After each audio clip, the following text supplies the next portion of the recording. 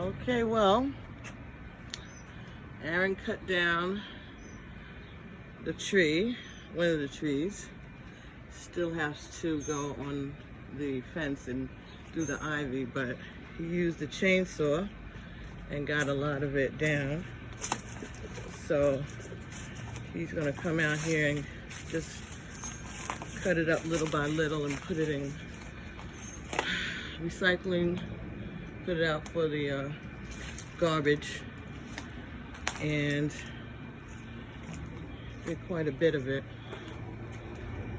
Some here, and already moved some of it up front. So this is the project as we get it together.